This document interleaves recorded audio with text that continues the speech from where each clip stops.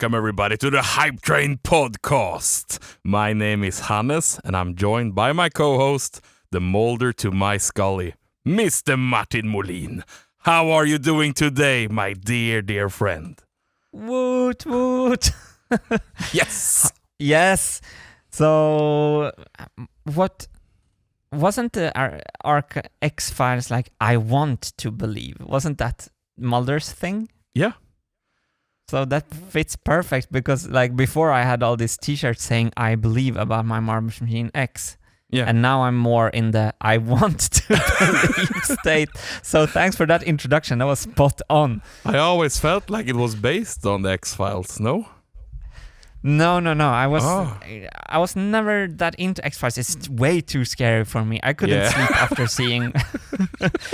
I couldn't sleep after seeing RoboCop. And I know you say that that's a scary... But, like, I have one memory when we were skateboarding and we were watching, like, The Silence of the Lambs. Like in the middle of the summer, in the middle of the day. It was like 12 o'clock in the middle of the day. And we went down in a basement and there was like no windows. And we were watching that film. And then at 2 o'clock in the afternoon, we went out skateboarding. And I was like, oh, I thought it was okay because my friends were cool. They could see films like that. And then when I came home in the night and was trying to sleep, I was messed up for weeks, Hannes. You still haven't recovered. No, and then I went like on cinema to see Sixth Sense. Oh. I see dead people. Yeah. And I have like a stair up to my music studio here in France. And I swear to you, every time I forget to like put the like lamps off. So very often I go to bed like in the evening and I see there's strange light on the trees outside. And it's because I didn't turn the lights off in my studio. Then I have to go up to that attic door. And if you remember, he gets like closed in the attic. Yeah. And I think I hate it. I can't go without a flashlight. And so like, and my phone is always off. So I have to like put my phone on, put the flashlight on to go up because I can't go up to that door in the dark. Since that Sixth Sense, like I saw like when I was like 10 years old. I will never see films like that, so that was why I was not into X-Files. Way too scary. I want like Avengers and stuff. Oh, actually my favorite, like I like also like heist movies, but like my favorite is like Imitation Game, like stuff like that. Yeah. Well, you didn't answer my question. How are you? I'm trying to feel the hype. I'm trying to bring the hype. I'm sitting here with no shirt on and it's so warm here in Sweden. I'm like floating away. It's madness. I have to say to the viewers that this session with Hannes started in the best way because we have a video chat going with each other and I just call Hannes up and there he is in how God created him.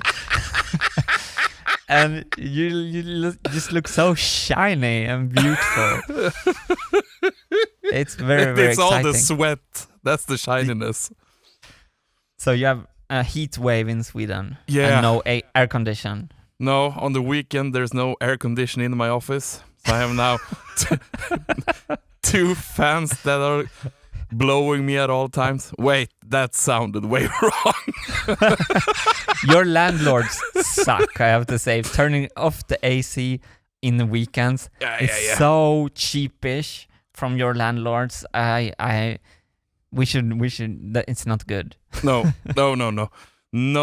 No cultural workers work during the weekends, right? No. Always 7 to 4 weekdays. Yeah, so Hannes Studio is actually in Sweden's largest film center. It's called Trollywood. Yeah. It's like you have Hollywood was the first, and then you had Bollywood, and then Sweden come with Trollywood. And I would say Hannes Knutsson is the finest export of the Trollywood industry. And you're sitting in the epicenter of Trollywood, but since it's so... for some reason, they think that no one makes films on weekends, so you don't need a air condition on on weekends. No. So no, I'm here suffering greatly, but what? We need to record the Hypetrain podcast, so that's a sacrifice I'm willing to make. Yeah, I've been thinking so much about the podcast, Hannes, because sometimes after the podcast, I've been feeling so dirty because we're only talking about ourselves. Oh, On the other hand, finally, let's talk about me. Well, I mean, you said something in one of the earlier episodes about, but what should we talk about then? Which is kind of funny. We only know two things. Hannes and Martin. We know nothing else. That's our only skills. Yeah, it's kind of fun, and I'm in this trap a little bit where I constantly think about if stuff has any use. It's like I can't do anything if it doesn't have a use. So I've been thinking about our podcast, and the podcast I'm listening to is always like, today we're going to learn about space-time. And that's the topic for today. And if you listen to this 1 hour, you have learned things about space-time. And so in the beginning, I was like in two worlds, like, why are we actually recording this podcast? And it's actually for us to have a nice time together and hype each other up, like we always did on the phone calls we had before. Yep. And so it was actually my therapist in our last session, because we talked about my perfectionism, and he was like, Martin, do you have any outlet where you could practice to put out something less polished, a little bit more raw? And of course I was like, he's talking about the Hypetrain podcast. And so today I'm just going to do this together with you, and I'm going to try to maybe not think that we have to edit it for like 10 hours afterwards. Maybe we can, it's like a raw food restaurant, but like we can put out something more raw. But it feels like we're just opening the bag of pasta and pour it out hard on people's plates, It's raw food. Yeah. Well, some days that's the best dish you can have. Let us be the slobby pasta portion of the people, please. It's not, Hannes, it's not even slobby because it's hard, because it's had not been boiled. It's raw food pasta. It's like hard pasta. Okay, then. It's let us be that then. Okay. But maybe something horrible will happen if I put out something of myself on the internet that I you probably totally will die. Control. You think I will die? Yeah, probably. That's the only thing I can see coming. But at least we die together. Maybe it's like in Harry Potter that this part of me should die, so I have to just walk up to I have to just walk up to Voldemort and let him kill me. Spoiler warning, so he kills like the bits of himself that lives inside me. So maybe you're right. Maybe this is part of Martin perfectionism. The perfectionistic Martin is dying today. Is the Hypetrain podcast a Horcrux? Time to kill it. Okay, but I'm feeling worse by the minute. Let's go. There we go. Perfect. That's how I like you. Martin. But yes, Hannes. What do you do when you feel the need to relax? Do you have any good advice on that? Have you perfected that?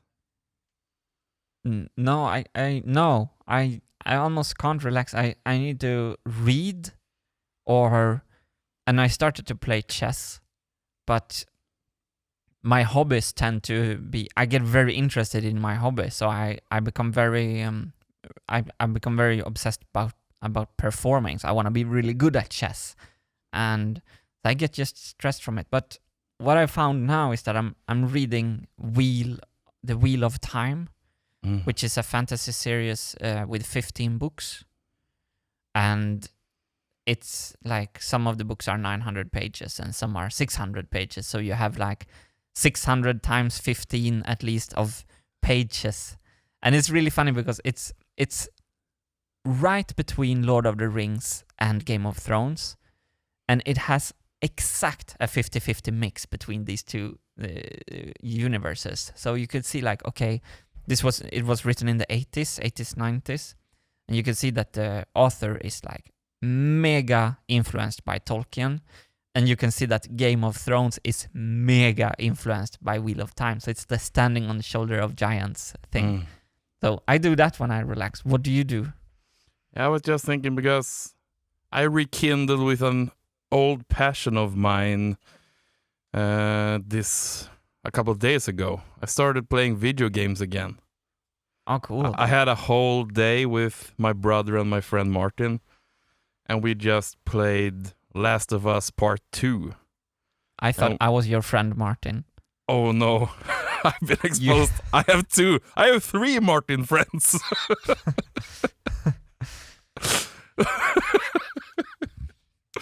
Well, yeah, we started playing and we sat the whole day. We managed to play for 10.5 hours. Wow. And what did you play? The Last of Us Part 2.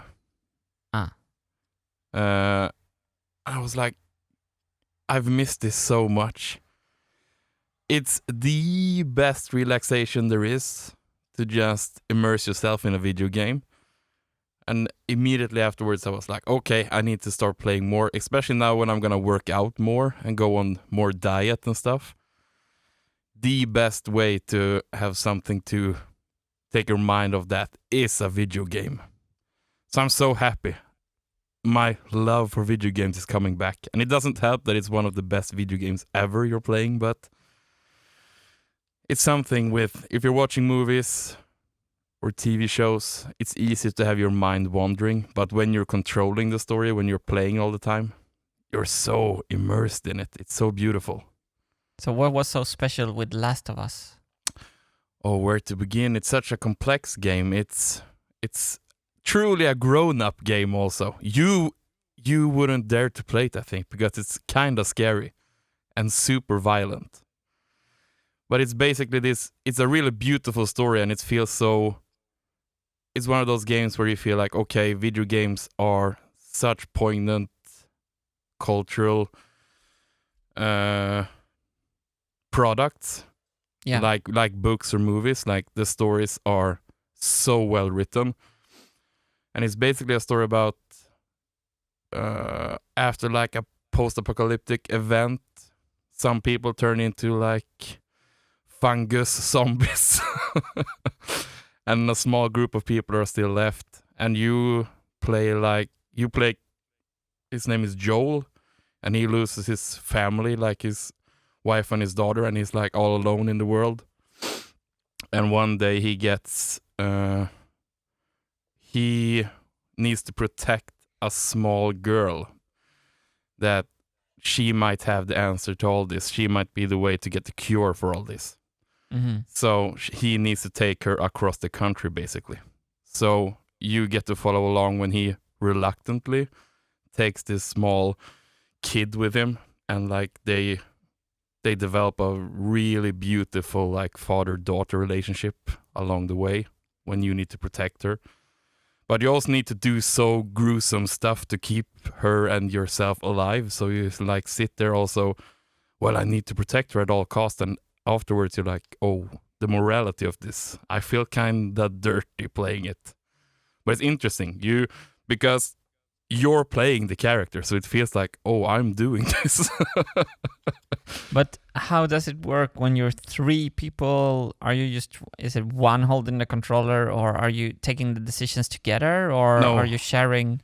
I'm playing the whole time because I think they perhaps they don't have the nerve for it. They just want to watch the story. Okay, And I so think they're watching you play. Yeah, I think they get stressed out and can't do it. So I'm the one playing, and they get to follow along. Because I'm so good at video games. That's where I want to get at. And I love those. I love those sessions. It's one of those things that I wished so much that you lived here in Sweden so we could have those sessions where we could play video games. And I'm also really scared about it because I know that you would love video games so much. So I would be the one responsible for like ending the Vintergatan channel because I would get you so hooked on video games. It is so cool because when I was a kid, it was when Nintendo Entertainment 8-bit system came out, and we were not allowed to have it because my parents said you get squared eyes. Oh yeah. Watching too much TV. But what they did is that they went to the video store and rented the Nintendo 8-bit console, and it always had Super Mario Bros. 1. And sometimes if you paid extra, you could get the pistol and get the double game with Duck Hunt as well. But it was only Super Mario Bros. 1. And I remember, and then you pay the rent for 24 hours, and then my mother let us play as much as we wanted for those 24 hours, which was like no sleep, like it was crazy. And I remember being so in love with the whole experience, and later on when I discovered Mega Man 2, I loved it so much. But so I'm like super influenced by the 8-bit console, and I already thought that the Nintendo 16-bit was a little bit too good graphics. Yeah. and I have not so I have not played a single console since then. So I have not tried. So what would be really, really fun would be like now when they come out with a new PlayStation or what it is, to just get the latest of the greatest and get like the most expensive game, maybe the one you just mentioned, and try how it is nowadays, because it's going to be, as you say, probably I'm gonna become wacko from it. Yeah, so people, you heard it here first. When the PS5 is dropping, Vintergatan YouTube channel is turning into a streaming channel. What cool games do you have then for the PS5? Oh, it's not super much that have been announced yet. I think they're holding on to the big ones, like the new God of War and stuff like that. So it's usually not many great games right at launch. Okay. I'm more into the Xbox myself, so I know it's controversial, but there it is. They got the Halo games. I only know the console wars from the South Park. It's not far from the truth, so that's all you need to know. Okay. Now I need to try it. Do they have chess? Oh yeah. And the graphics, oh my god. No, but it would be so fun. I should just drive to Johannes and game with you for a week. That will be so fun. We can stream it on Twitch. Yeah. And be stupid. I need to find something that won't scare you too much, because I think, The Last of Us it's quite scary.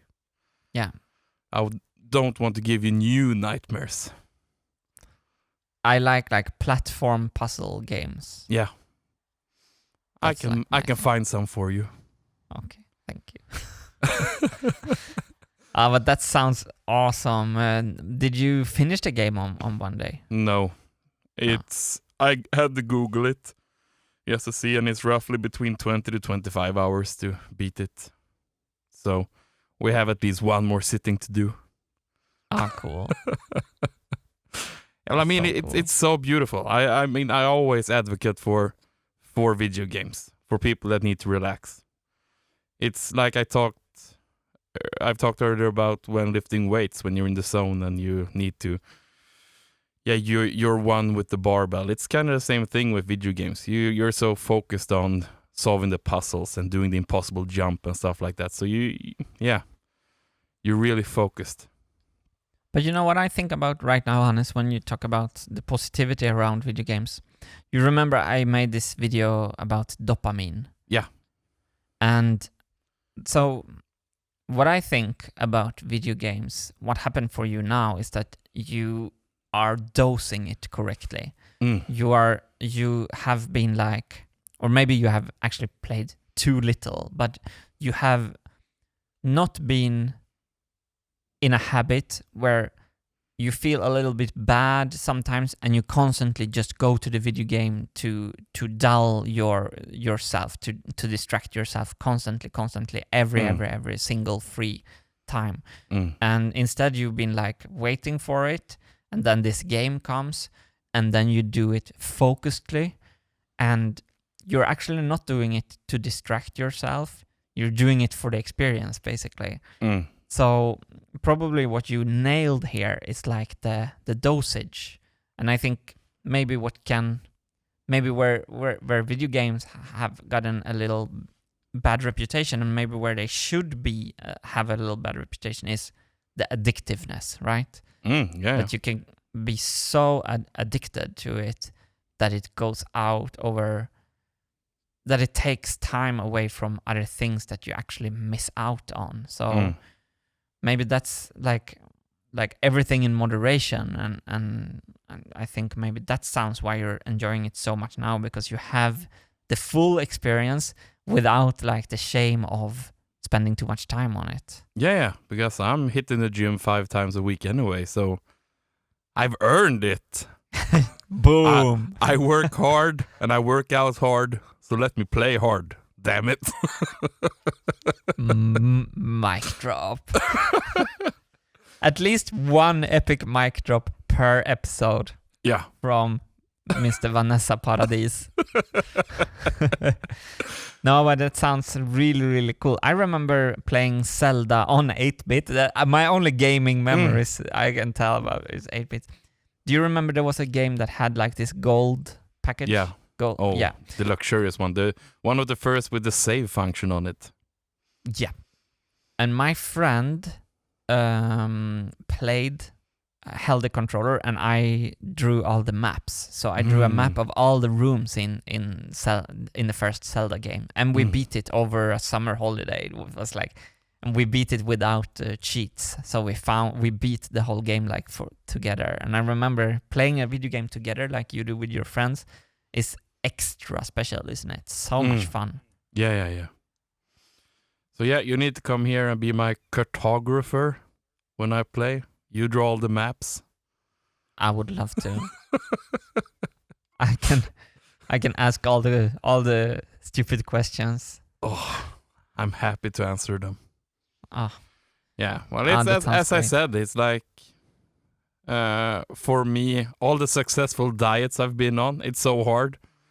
Like, you need to keep your mind off food, and all my diets, video games are a big part of them.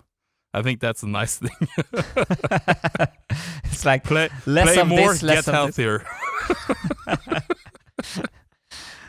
That makes a lot of sense. That makes a lot of sense. I have been having problem with my chess diet. I'm back on chess.com, and it's funny because it's a big war in the chess world between the platforms, because chess has now become, especially since Corona, has become a very popular esport.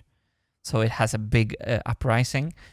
And so you have the two major platforms is Chess24 and then chess.com. And Magnus Carlsen, the Norwegian world champion, is has the companies who owns the Chess24. So it's so fun to see that there's like this war for the chess players.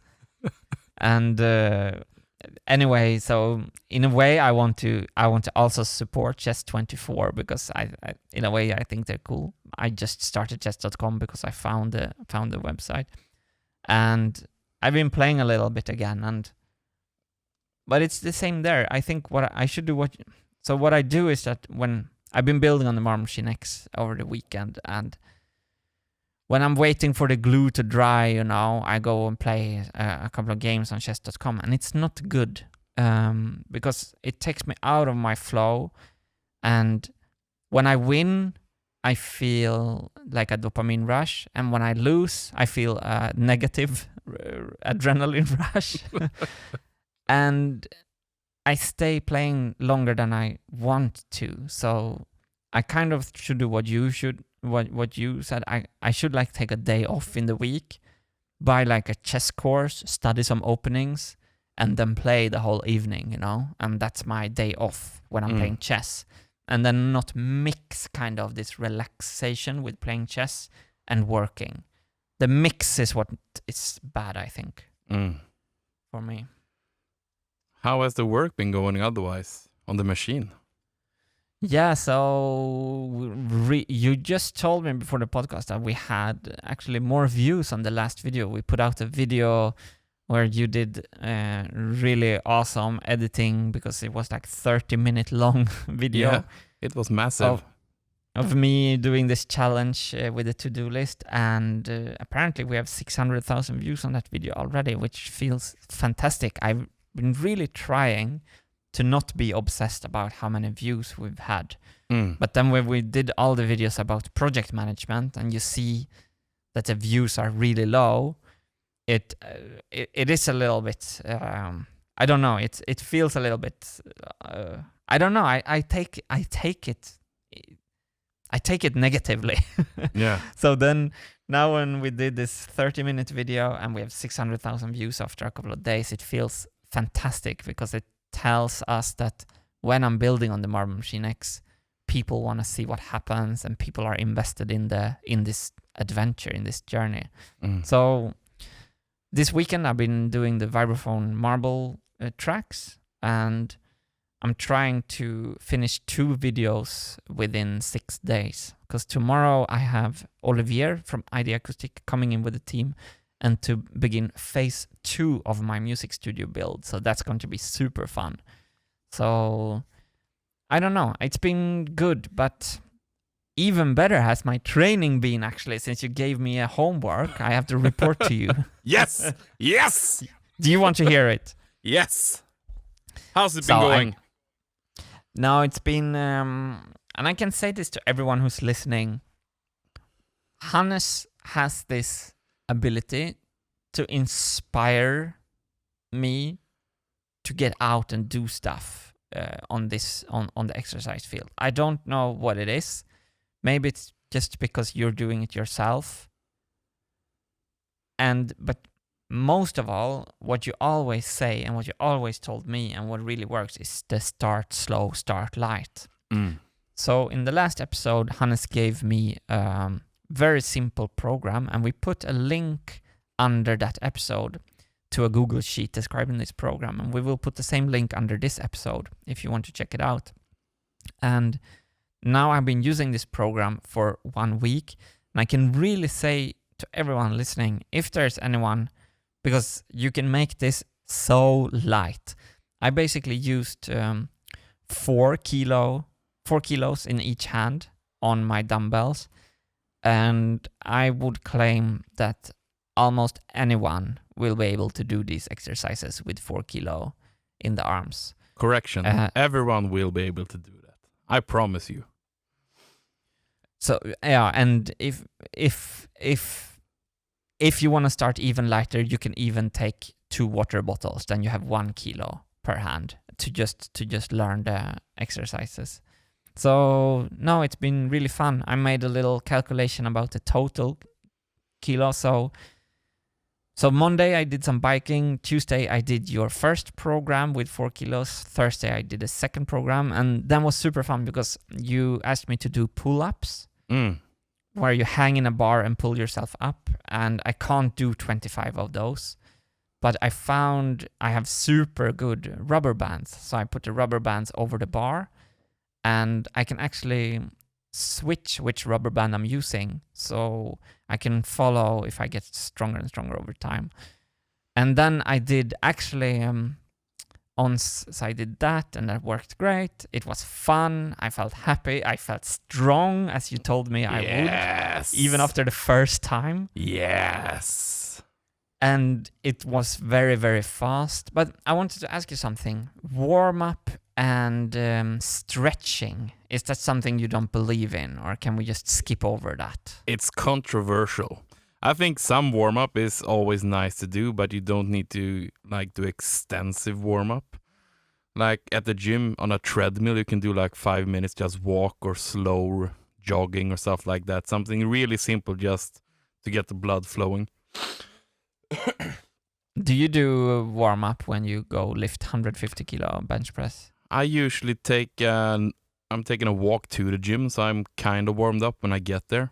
So I warm up the like arms and shoulders and stuff like that with a broomstick. Yeah. Just warm it up.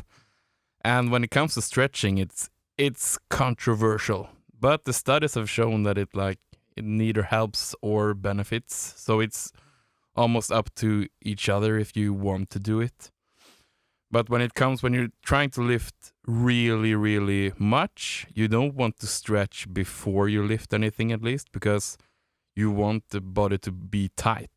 And it's like with a rubber band. If you stretch it too much, it gets kind of sloppy. So you can think about your muscles. If you stretch them out too much, it's going to be harder to do squats and stuff like that. So if you pre-stretch anything. But some people want to stretch afterwards. I don't do it, but some people feel it's a must. So each to their own on that, but it's not a necessity, I think. That's good, because I've been doing these programs after a building day, so like in the afternoon. So I've been building and I felt warm up, and for these low weights, it's actually really, it's so not heavy. So yeah, it's been absolutely great. And then I tried something on the Saturday. So I did your first program again with little increase. That was another thing that you mentioned last week that I can also tell the listeners, if you start really, really light, you will probably be able to increase every exercise for a long time. That's what you did with all your things. Yeah. And that's to know, I did a little bit more today than what I did a week ago. It gives a nice direction into the future, kind of. The psychological effect of feeling that you always progress. Even if it's just you're adding 2.5 kilos or you're doing one more rep. It's something that you feel like you're winning all the time when you're working out. And that's nice. Yeah, so for the long term, I totally believe in your strategy to start very, very slow. But then I did something on the Saturday. I swam 1,000 meters, and that was super fun. That's impressive. Yeah, I think it's I built a little. Have you seen those little counters that you have in swimming pools for how many runs you've been swimming? It's like this, small balls on a metal stick, so you can push them over to the side. Yeah. I built one of those for myself in plywood. Of course you did. Do you remember I had all my music instruments on the wall behind me with Wintergatan Wednesdays logo? Yep. To make that hanging system, I had a lot of plywood circles. I'm gonna send you a picture of this later. And I built one of those counters, and then I made a cool system. So I had to go. So my pool is 11 meters long. So then I had to go 50 times back and forth. Wow. That becomes one. So I have to do 100 turns. So that is but it felt like I have had a huge problem with the posture. So I have this forward head posture that I've been fighting against my whole life. I have a horrible posture, and it does feel like swimming. I do normal breaststroke. It does feel like your lower back is constantly under tension, and your upper neck, so and your shoulder blades. So it does feel like all these muscles that I am told that I have to put extra focus on is actually activated when doing breaststroke. And the sun was it was 12 o'clock and it was 35 degrees and not a cloud. So down here you have to be careful. So I had a t-shirt on to not burn my shoulders. So that made it a little bit heavier also. But it felt great. And I hope I will be able to do that once a week and maybe increase with 200 meters per time and see where that takes me. But So I'm super hyped actually about this, Hannes. Yes. Have to say thank you for this inspiration and yeah. But what I'm not so hyped about is that like my mental energy and my energy to build on the marble machine has gone down when I've been tired from exercising.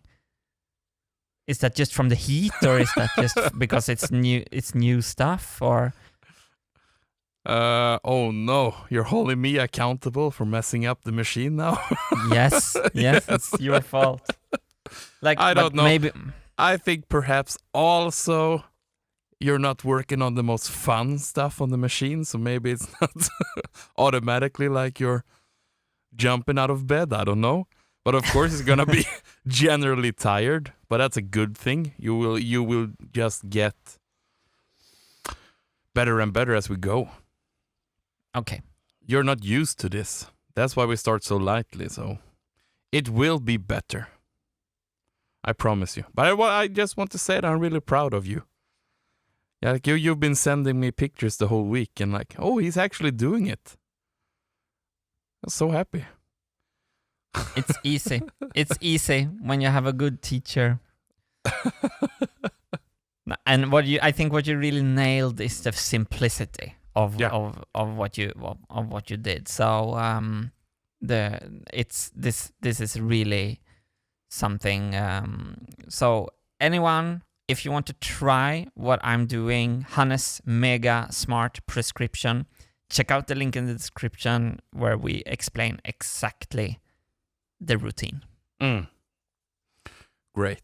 And we will add stuff later on, but let's start simple. Yeah. Hannes, I have a question for you. Oh, yes. Hate is a strong word.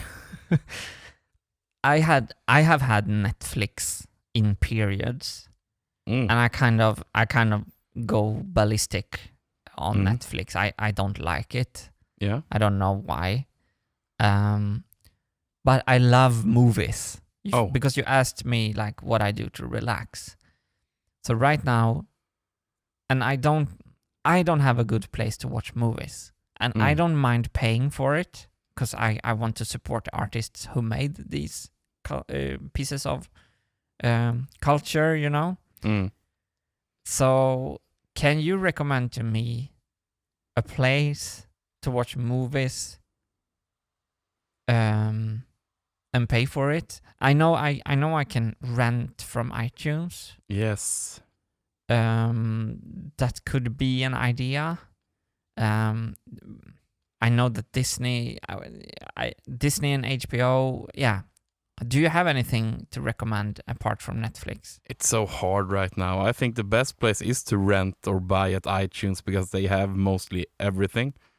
Like with streaming now, we're going back to the days where you need to have all the channels. That's the same thing now. Netflix was so good a couple of years ago, but now everybody wants their own streaming service. Now it's like a matter of, oh, do you have that channel or not? So now you need to have 10 streaming services to have everything. Yeah. So I don't know. I don't watch anything basically anymore on any of those. I usually buy or rent movies that I really want to see. Yeah, then I have a follow-up question. How can I find... Is there a good place to find like new cool movies that I don't know about? Yeah, you talk to me. Oh, okay. Okay. Hannes, you need to rent Jojo Rabbit right now. I watched it yesterday. It was brilliant. Wait. I put it in the link below so anyone else can also see. New sheet. Like Jojo, like the Jojo that you Jojo with? Yeah, Jojo Rabbit. Like if I only judging on the title, yeah, I'm not excited, but okay. It's super. It was so brilliant. And I love those movies. It's basically, it's a comedy. But the gist of the story is it's a young German kid who joins like the Hitler Jugend. And he has Hitler as an imaginary friend. And like it's his growing up story. when he's a Hitler fanatic, but it's a light-hearted comedy. It feels like a modern version of a Mel Brooks movie. It's so dumb, everything. You laugh at how this is ridiculous, everything, and they poke holes in fanatics, basically. Both political and religious fanatics. And it's so cool. Brilliant. And they won Oscar for Best Screenplay, so I really loved it. It's the same director who made Thor Ragnarok, the Marvel movie, and he's made a bunch of really brilliant New Zealand comedies, like What We Do in the Shadows and stuff like that.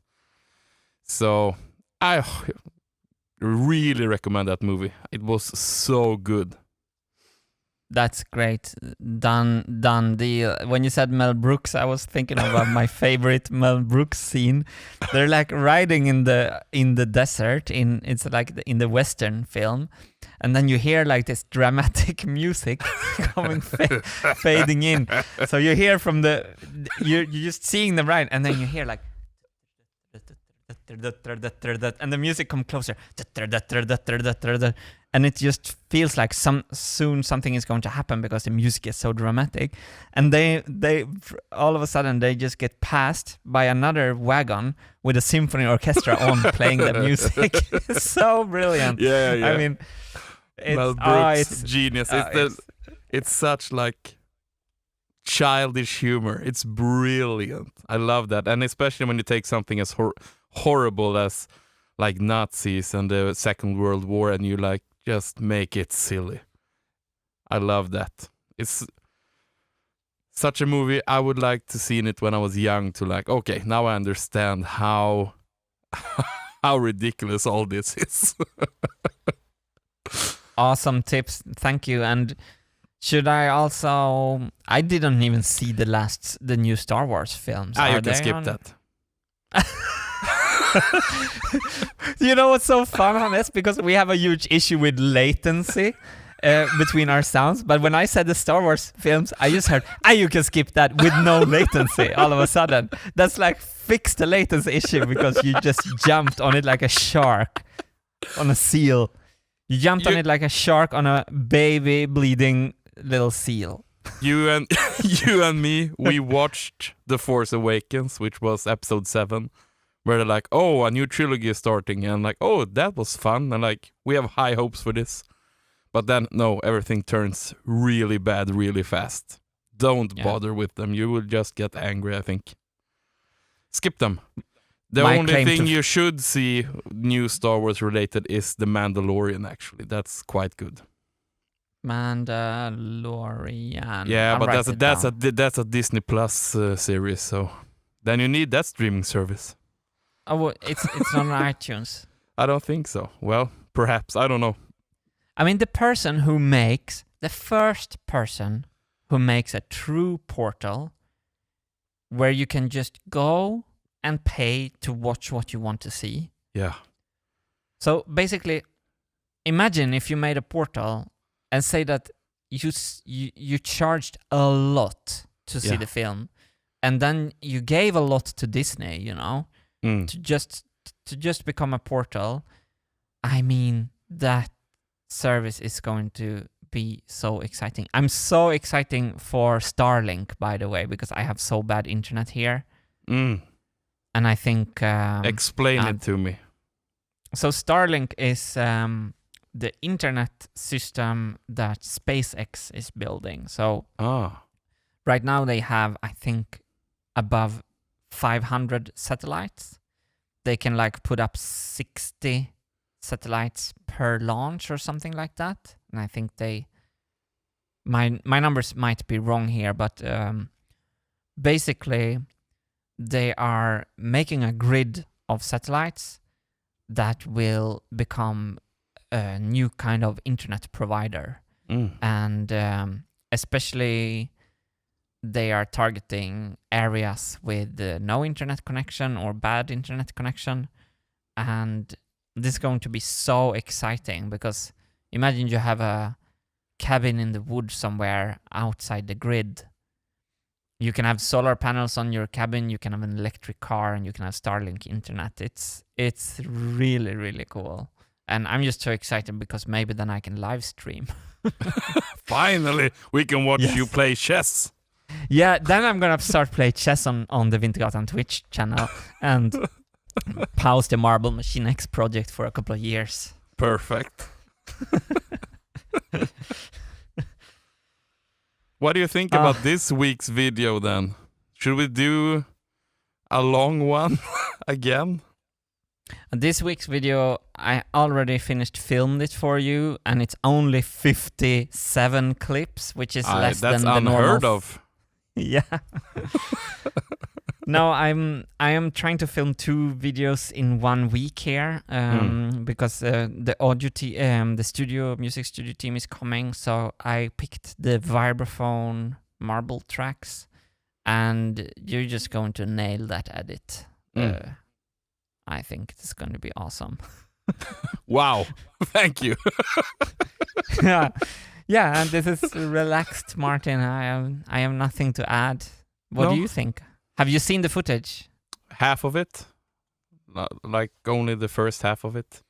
I sneak peeked now when I synced the last couple of clips, and I saw the finished tracks.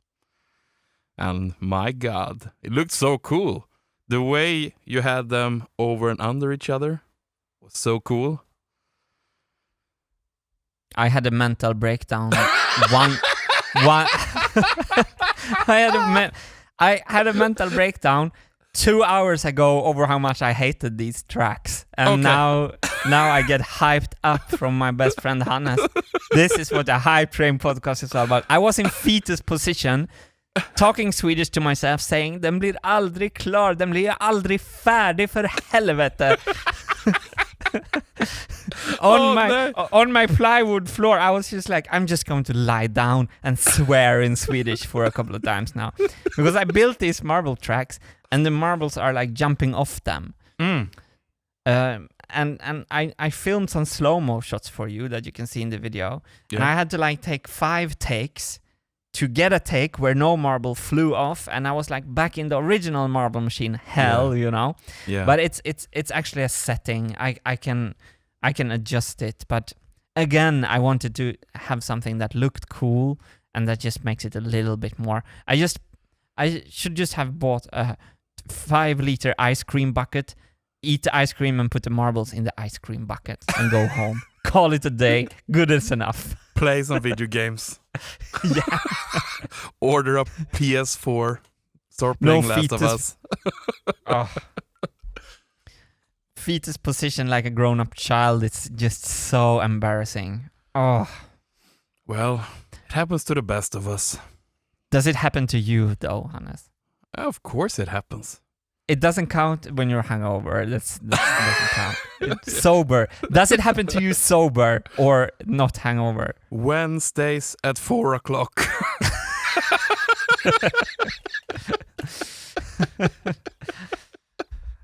It's so unrewarding to post videos sometimes when you've been into it, and we always called it like the post-publish coma. Yeah. Yeah, it's always this blue feeling, isn't it? Yeah, well, you're almost always pushing it to the last second with all the stuff you want to add. And like then you, all of a sudden, you post it and the life hasn't changed at all. But that's actually why I'm trying to film 2 videos in 1 week, because I'm trying to get us to work a little bit ahead. To maybe not have the last minute Wednesday stress anymore that we've been living with for the last 3 years. Yeah. Well, I don't feel as stressed anymore. I don't know if it's a conscious decision I've made that I don't feel stressed. I don't know. But compared to a couple of months ago or so, I don't feel as stressed, even though I work really, really hard and sometimes late at night and stuff like that. I don't feel as stressed as I used to. I think That's great. Yeah, I think I've decided to not feel stressed when I don't need to. So, yeah. But that's very interesting. Can Can you please unpack that for us? You have decided to not feel stressed. Does that work? Yeah, I think so, because I've been so miserable a lot of times. And like, why am I feeling this right now? I can't do anything about it anyway. So I'm saving the anxiety for when it really counts. This sounds like... Yeah? Yeah, I mean, I save it for, okay, I need to do a crunch on this video, so the last day I need to stress and have the energy to stress then. But I don't need to stress the whole week. This sounds like Stoicism. It sounds like you're becoming a Stoic. Perhaps. It's like, if I let it, the anxiety would consume the whole week, and then I won't be able to exercise or play video games or anything. So I just, I can't focus on that now. Let's save it for later. So, because the thing that hit me the most from Stoicism was this, that you should like separate things in your life in 3 categories. Category 1 is things that you cannot do anything about at all. Category 2 are things that you can maybe affect a little bit, but you don't have full control. And category 3 is things where you have full control. And they say that there's very few things that exist in category 3 that you have full control over. One of the things that you have full control over is your goals. But that's almost it. And then the trick is to try to spend try to spend 0 time on category 1, the things that you have no control over. And this sounds what you are doing. Like you said it, like, oh, I can't do anything about this, so why should I stress about it? And I have to learn from you here, Hannes, because I am, that's why I'm talking to my therapist like once every Monday. I met him on Discord, actually. That's kind of cool. That's brilliant. Like, yeah, it was when the day when we released the Discord server, there was like one comment because I just released a video about that I wanted to quit the marble machine. And then it was this one comment who said, if you want me to brutally quench your idea of actually quitting the marble machine, I'm a behavioral therapist. Hit me up, or something like that. And I just DM'd him, and he's a Swedish guy, and now we talk every week, and it's brilliant. Shout out to my doc. Love it. So actually, that was a cool thing that the Discord server created real-time connections, and he would approve of your skills here. Of actually, but how do you? Because when I try to do what you do, I can't escape it, kind of. So you just shut it off, and then it stays silent. No, it tries to remind me all the time, but I don't know. I think I've broken down too many times now that I'm like, I can't go on doing this. So just become a conscious decision to, and I have to train it for a long time, because I've never been able to be this relaxed. And someone would argue that I should be more stressed than ever now, because I have more responsibility, especially when we work now. But I feel more relaxed than ever. So I don't know. It's just, I don't know. I've just made a decision. And I've been, the last couple of years now, the last 2 years, I've made a lot of decisions and worked really hard to follow them. It started with the training, like, okay, I need to commit to this now, to do this at least 3 times a week, and just keep doing that. So I think that's a big part of it, to be able to see that I can actually do something I commit to. So I think adding more decisions in my life has been really easy. And this is one of them. That's cool. No, I mean it very seriously, because that's also the starting light kind of thing. That's what's actually what you did. Was it 2 years ago? when you were kind of hitting rock bottom. You just canceled everything else and just was like, okay, I'm just gonna go to the gym 3 times per week, and that's going to be my thing. That's it. Nothing else. Everything else is a bonus, but that is the main focus. Yeah. I need to do that. And after like 6 months, okay, now I need to start to work again. Then I started working like 50%. And then half a year later than that, I started working with you again. So like adding small stuff, but doing decisions and keeping them.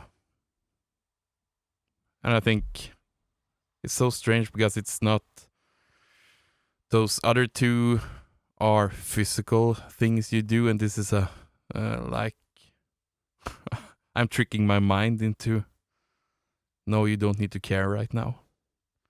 So it has transferred to my mind. This technique. That is some Scully Mulder thing right now there. We're talking. Now we're talking. No, but it's absolutely spot on, and I think it's so cool because our thoughts are just suggestions, right? Yeah. And that's what you train when you train mindfulness as well, to not be like a dog in a leash under your own thoughts. And here it seems like you have gained a level of control that seems very, very healthy. Well,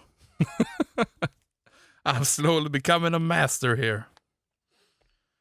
You were always master. But do you train mindfulness at all? I think you tried to get me to do it like a year ago, and I really liked it. But it was while I was training, and I just forgot about it. Yeah, I think I do. So the only experience I have is from the Waking Up app from Sam Harris, which is funny because a lot of people use it to fall asleep. It's kind of ironic. And that app is the most expensive app I ever bought. And it was the best produced app I ever seen. I just love it. But I think maybe you and me, maybe when we are rolling on our new training routines, maybe we should introduce the mindfulness aspect again, and maybe we should do it together or something. Because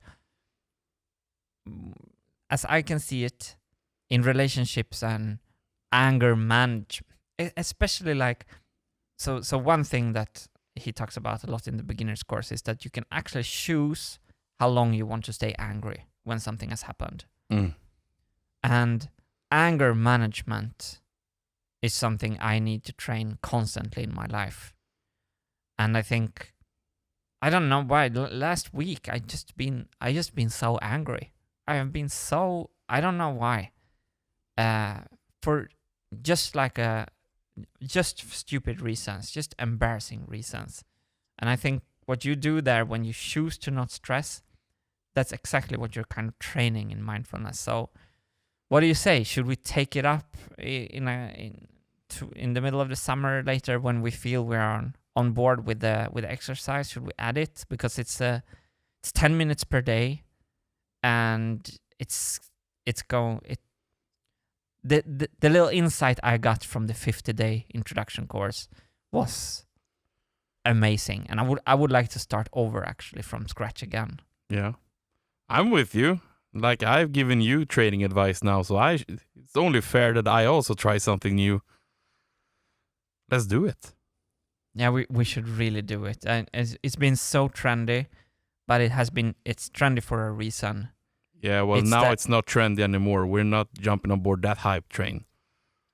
Now it's mainstream, so now it's okay. Okay. Cool. No, but it's the antithesis. Fancy word. It's the antithesis to social media analytics disorder. Yeah. I mean, to just come back to...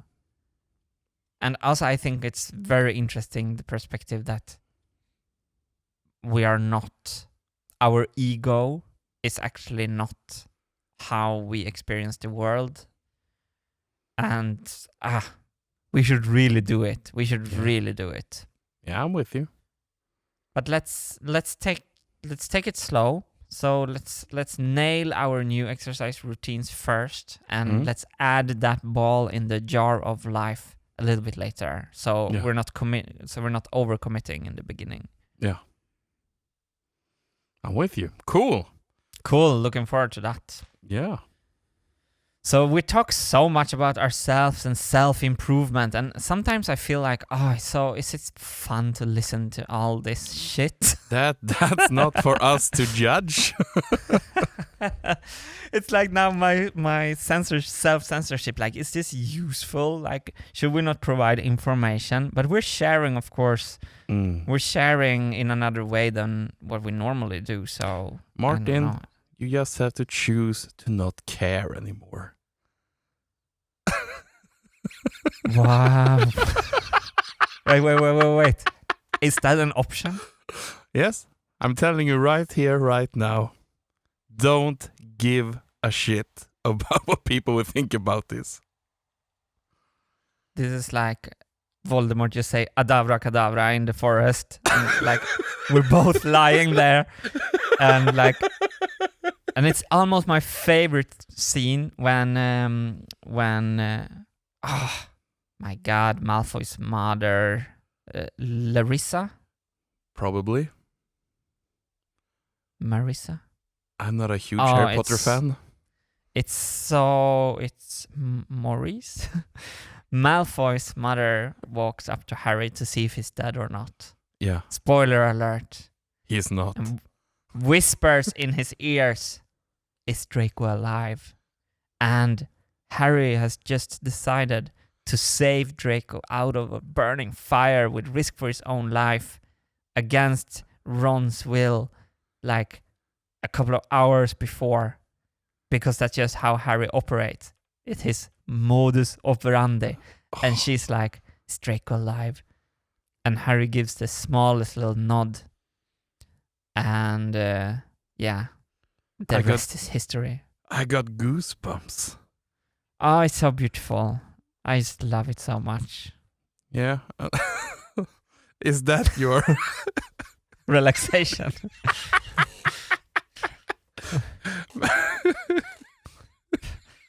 No, what? Brilliant. I talked about choosing not to care. You're just not talking about Harry saving Draco. Yeah, he was like, he wasn't like in the fire. He was like, good is enough. At least we saved ourselves. Good is enough. Good is enough. I know how that is itching your skin to hear that. But let the Hypetrain podcast be good is enough. Yeah, that would be... I can learn so much from Johannes. I think it's funny that this format that we're having, our Hype Train conversations, is mostly when we work together. It's mostly you and me executing my big visions, basically. Like it's always been like, I had this idea, let's make a marble machine video, we do that, or we make a YouTube channel, we do that together. And it's such an amazing thing to have like a partnership with you on all these adventures. It becomes like 1,000 times more fun to try to take over the world together with you than if I was like by myself with the marble machine. But in those things we often talk about, like, I always had this problem that I think I know everything, and I think like here is a good example of where I really have to shut up and listen to you. Good is enough. Oh. Good is enough. And you know the only reason why I'm helping you with the YouTube channel is that I get to follow along on the world tour. So that's the selfish reason why I'm sticking around. Do you think it's ever going to be a world tour? I'm still here, ain't I? You are. Of course it's going to be a world tour. But do you think the concert business will come back after the COVID? Yes, bigger than ever. Woot. I need to believe that. You know what? I'm no longer Scully in this, or Mulder. I don't want to believe. I believe. Of course, it's got to be a world tour. It's got to be glorious. We're going to be all over the world. Imagine it. I mean, both you and me love living at hotels. It's like we love it. So it's no problem. We can just, Now, that will be so fun. Yeah. So fun. You just can't see it right now, but the machine is almost done. And then there's only the small feat of doing an amazing album. But I have to say, the music studio we're building, it tricks my brain into thinking I'm a musician. Tricks my brain. I want to really, I'm gonna make music no one has heard ever before. I mean, in a good way. Yeah.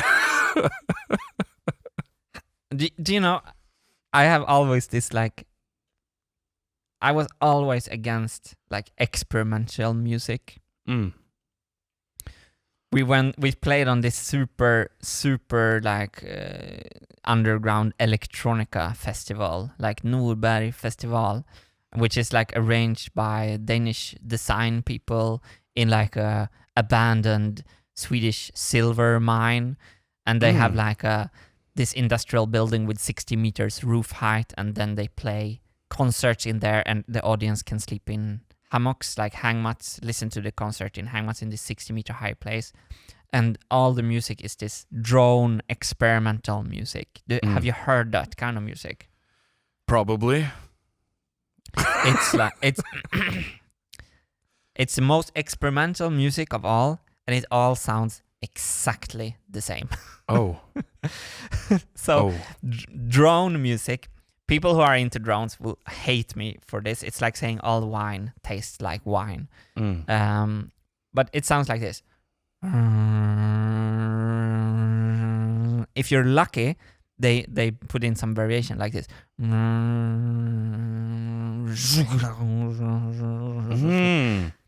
that is you can discuss with your friends for hours after what how deep that So we were playing on this. Give me a second here. I'm just going to add this to my Spotify real fast. We were playing on this festival, and we were doing a big success because we actually had melodies and chords in our music. The other bands, they looked down on us for that, but the audience were super happy. It was it's like melodies. Oh, is this music? I've heard of this. It was with my first band, Detektiv Byrån. Check out Detektiv Byrån on Spotify if you didn't already. 22 brilliant songs, if I can say it myself. Yes. Anyway, so we were playing on this festival, and our gig was already over. So I was like, okay, I'm gonna enjoy the festival. So I went around and looked at the bands, and I didn't get into it. And I felt so stupid, Martin, you only think mathematically around music. You are not open enough, So I took some more drinks. I thought I'm gonna get into it. And all my friends were super into it. And I was like, what am I missing? I'm not at that moment, I felt like I'm not a music fan enough. I felt ashamed that I couldn't reach out to this and understand what was so cool about it. So I went away. I went into the forest a little bit away from the festival for a walk, and then I heard all of a sudden a new concert starting, and it was just like this, and it was like larger than everything else, louder, and it was like a heavier like bass push in my chest than ever, and I was like, wait, this is it, this is so cool, you know, I'm getting into it. Okay, so I was like running around the corner to see this band, like, okay, I have one electro experimental artist that I actually love. And I run around the corner, and there's this truck, a big truck, cleaning out the portable festival toilet, and the sound was the compressor from the truck cleaning out the toilets. And I really thought it was a new band playing. I swear to you, I thought it was a band playing, but it was the compressor from the toilet cleaning truck. And that's what I think about experimental music. That's my favorite band. That guy with his compressor cleaning out the festival toilets, I would pay. I mean, the sonic experience. You need to bring him on the new Vintergatan album.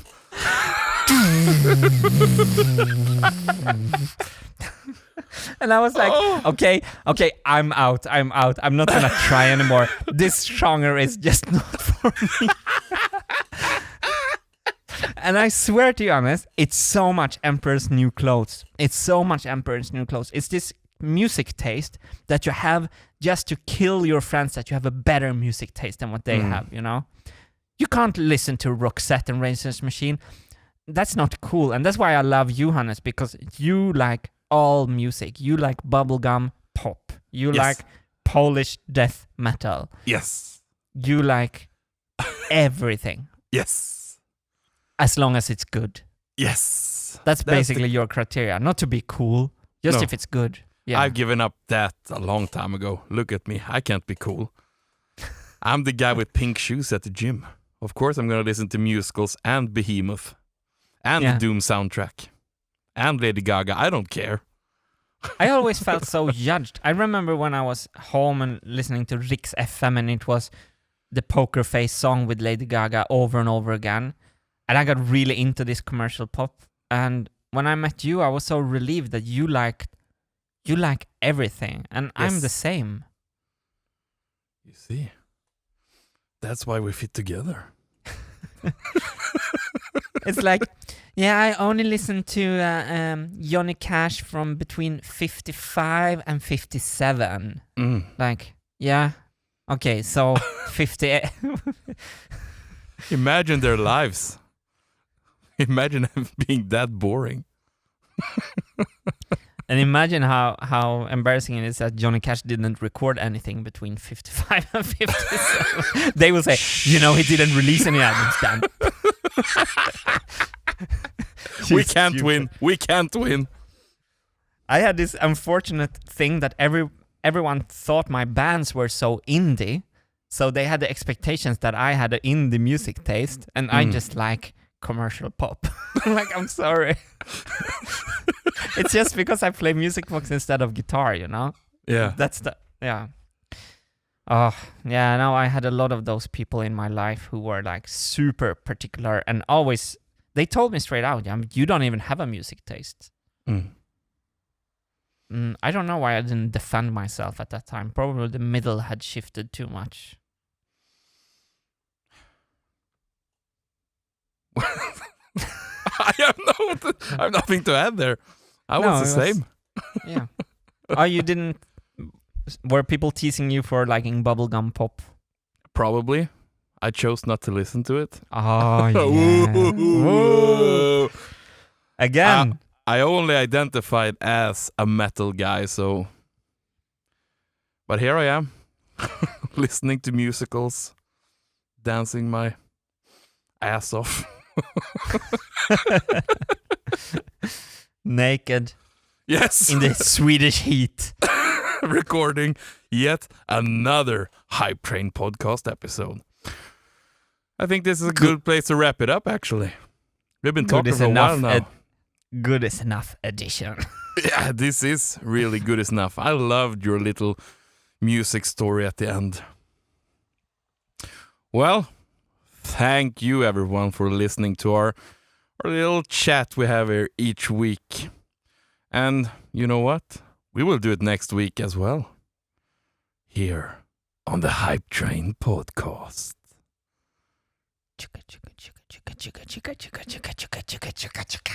Woot! Woot! Damn the latency. We will never nail this. I want to say thanks to you, Hannes, because you and me are going to create new music stories to tell in the future together on the world tour. Oh, yeah.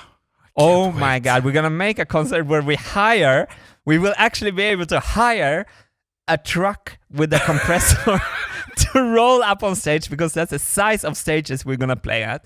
And it's going to be support act. And it's going to be such a great internal joke in front of 10,000 people on an arena. And now you're going to mic it with one single SM57. And then he pulls off his face and reveals, it's me! I'm the supporting act. I love it. Can we please just make sure that happens? Yeah, I promise you. Oh, that's brilliant.